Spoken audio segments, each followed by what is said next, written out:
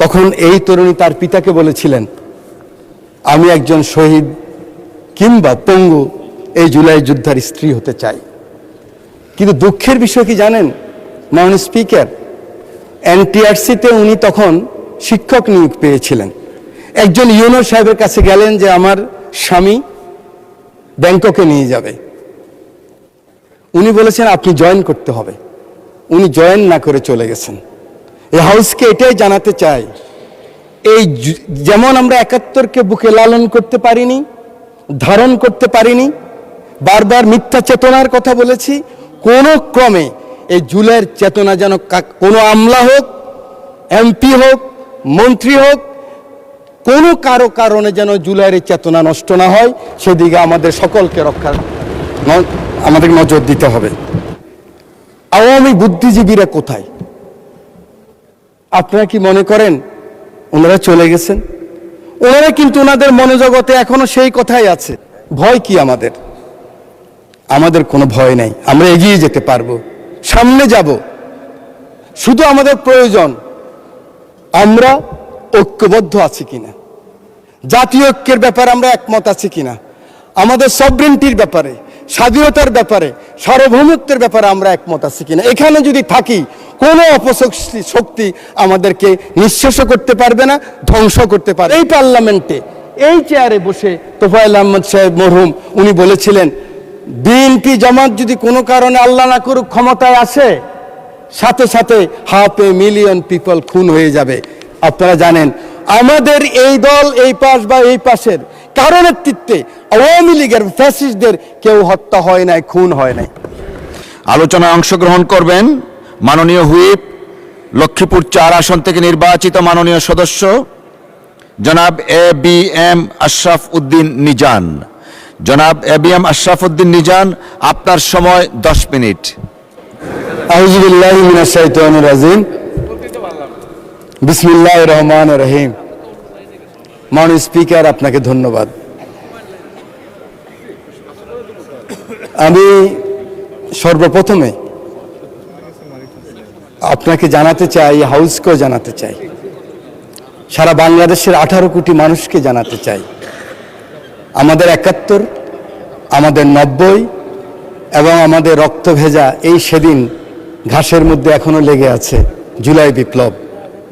এই বিপ্লবে যারা আত্মাহুতি দিয়েছেন তাদের সকলের আত্মার মাগফিরাত কামনা করি। মাননীয় স্পিকার, এই সেদিন কুরবানের আগের সপ্তাহে আমি বেস্তিনি হসপিটালে গিয়েছিলাম ব্যাংককের জুলাই যোদ্ধাদেরকে দেখার জন্য। সেখানে অনেকের সাথে কথা হয়েছে। এক তরুণ হুইল চেয়ারে বসে আছে, ওই জুলাই যোদ্ধার পাশে একজন তরুণী। আমি ভেবেছিলাম হয়তো বোন কিংবা কোনো আত্মীয় হবেন।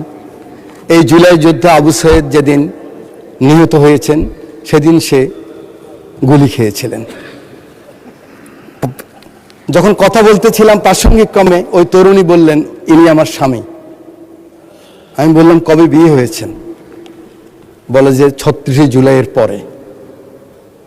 ইন্টেরিয়াম গভর্নমেন্ট যখন তাকে নিয়ে যাচ্ছিলেন তখন এই তরুণী তার পিতাকে বলেছিলেন, আমি একজন শহীদ কিংবা পঙ্গু এই জুলাই যোদ্ধার স্ত্রী হতে চাই। কিন্তু দুঃখের বিষয় কি জানেন মাননীয় স্পিকার, এনটিআরসিতে উনি তখন শিক্ষক নিয়োগ পেয়েছিলেন। একজন ইউনো সাহেবের কাছে গেলেন যে আমার স্বামী ব্যাংককে নিয়ে যাবে। উনি বলেছেন আপনি জয়েন করতে হবে। উনি জয়েন না করে চলে গেছেন।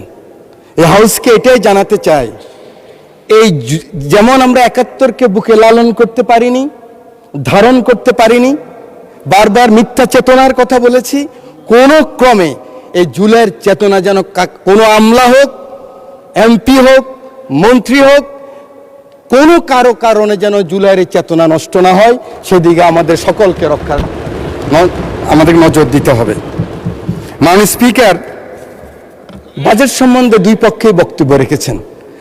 আমার সিনিয়ররা আছেন যারা 40 বছর এই পার্লামেন্টে আছেন, সেরকম সিনিয়র লিডারও আছেন। আমি কখনো দেখি নাই সরকারি দল বিরোধী দল এত গঠনমূলক আলোচনা করতে, যার জন্য আমাদের হুইপ দুইজন হুইপ বক্তব্য রেখেছেন, ওরা দুইজনেই একদম ক্যাটাগরিক্যালি বলেছেন বিরোধী দল কিভাবে ভূমিকা রেখেছেন। সরকারি দল আমরা যারা আছি, ডেমোক্রেসির প্রথম কথা হলো পেশেন্স, এবং ইসলামিক রাজনীতির প্রথম কথা হলো সবর। এই দিকেও সবর আছে, এই দিকেও পেশেন্স আছে। এই জন্য দুই দিককে আমি ধন্যবাদ জানাই, অভিনন্দন জানাই। মাননীয় স্পিকার, এই বাজেট সম্বন্ধে অনেক কথা হয়েছে, আমাদের অনেক চমৎকার চমৎকার আলোচনা হয়েছে। আমি যেটা বাজেট বুঝি, যেহেতু আমি ইকোনমিক্সের ছাত্রও নয়, আমি বাজেট সম্বন্ধে কোনো গবেষণা করি নাই, সেই লাইনে বক্তৃতা দিতেও আসি নাই। আমি এসেছি আমার মানবিক প্রধানমন্ত্রী, যিনি এই হাউসের নেতা, তিনি কিন্তু এই পাশের নেতা নয়, তিনি দুই পাশের নেতা। বিরোধী দলের নেতা, তিনি এই পাশের নেতা। এই চেয়ারকে ঘুরিয়ে যখন হাউস অব দ্য লিডার বলে, লিডার অব দ্য হাউস বলেন, এই চেয়ারের উত্তাপ আমি বুঝি। এভাবে যখন উনি বলেন এই সবুজ চেয়ারের উত্তাপ আমি বুঝি, আমি মনে করি আমার সরকারি দলের মন্ত্রী থেকে শুরু করে আমার মতো হুইপ বা এমপি পর্যন্ত ওনার অ্যাটিটিউড কি আমরা বুঝি, আপনারা নিশ্চয়ই বোঝেন। উনি যখন বলেন 36 জুলাইয়ের পরে 37 জুলাইতে উনি যখন পল্টনের জনসভায় বলেন, আমরা এমন কোনো কাজ করব না যে কাজে অন্য ক্ষতিগ্রস্ত হয়। কোট, উনি বলেছেন আমরা আমাদের কোনো প্রতিহিংসার কারণে, কোনো হিংসার কারণে যদি অন্য ক্ষতিগ্রস্ত হয়, তাহলে আমাদের যে মিশন, আমাদের যে এই যে জুলাই যে আকাঙ্ক্ষা, সে আকাঙ্ক্ষা পূরণ হবে না, আনকোট। সেদিনই বাংলাদেশের বিএনপি এবং জোটের এবং আমরা যারা আছি সবাই আমরা বুঝে গিয়েছি আমরা কি চাই। এই পার্লামেন্টে এই চেয়ারে বসে তোফায়েল আহমদ সাহেব মরহুম উনি বলেছিলেন, বিএনপি জামাত যদি কোনো কারণে আল্লাহ না করুক ক্ষমতায় আসে, সাথে সাথে 500,000 পিপল খুন হয়ে যাবে। আপনারা জানেন আমাদের এই দল এই পাশ বা এই পাশের কারো নেতৃত্বে আওয়ামী লীগের ফ্যাসিস্টদের কেউ হত্যা হয় নাই, খুন হয় নাই। মাননীয় স্পিকার, আমাদের ভাগ্য আমরা একজন মানবিক লিডার অব দ্য হাউস পেয়েছি। আমাদের ভাগ্য আমরা একজন এরকম ধৈর্যবান সুন্দর কথা বলার বিরোধী দল নেতা পেয়েছি। আমরা আরো বেশি ভাগ্যবান, আমরা একজন ডেমোক্রেট লিবারেল ফাইন্যান্স মিনিস্টার পেয়েছি। ভয় কি আমাদের? আমাদের কোনো ভয় নেই, আমরা এগিয়ে যেতে পারবো, সামনে যাব।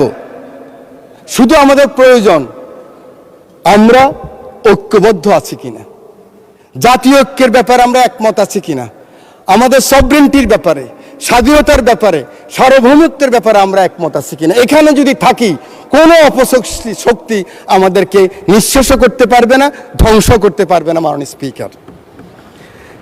স্পিকার, আমি শুধু বলতে চাই এই সংসদে আমরা যারা এসেছি 300 জন আমরা ভাগ্যবান। আমাদের নারী সদস্য এসেছে 50 জন, সবাই মিলিয়ে আমরা ভাগ্যবান। কিন্তু আমাদেরকে গত 17 বছর যারা বুদ্ধি দিয়ে, যুদ্ধ দিয়ে, অ্যাক্টিভিজম করে, হিউম্যান রাইটস করে, ওনারা অনেকেই তো আসতে পারেন নাই। ওনাদেরকে আজকে এই মহান সংসদ থেকে আমি অভিনন্দন জানাই, ধন্যবাদ জানাই। আমি একটি কথা বলতে চাই মাননীয় স্পিকার, আমার বারবার এই কথাটুকু মনে পড়ে, যেহেতু আন্দোলন সংগ্রামে আপনাদের সাথে ক্ষুদ্র কর্মী হিসাবে ছিলাম।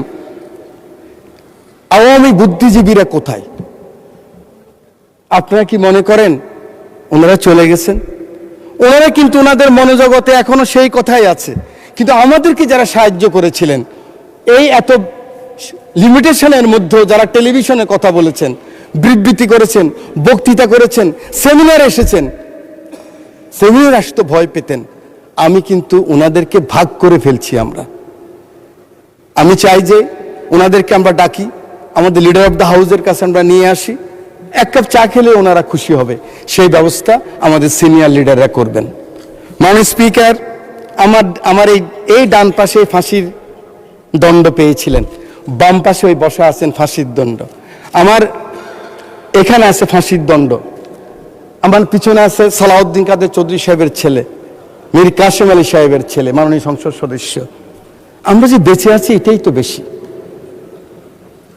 আমাদের মাননীয় হুইপ মিয়া নুরুদ্দিন অপু, রকিবুল ইসলাম বকুল বলেছিলেন। আমরা লিডার অফ দ্য হাউসকে, মাননীয় প্রধানমন্ত্রীকে উনি হাদিস দিয়ে, কোরআনের সূরা দিয়ে বলেছেন প্রথম সাহায্য করতে হবে কে? প্রথম সাহায্য করতে হবে আমরা যারা এই পাশে বসে আছি, আমরা যারা ক্যাবিনেটে আছি, আমরা যারা ওনার পাশে থাকি, আমরা প্রথম সততার সাথে, নিষ্ঠার সাথে আমরা শপথ গ্রহণ করতে হবে যে না, এমন কোনো কাজ আমরা করব না যেই কাজে বিএনপি এবং বিএনপির নেতা মানুষের কাছে কখনো অপমানিত হন। এই শপথ আমাদেরকে গ্রহণ করতে হবে।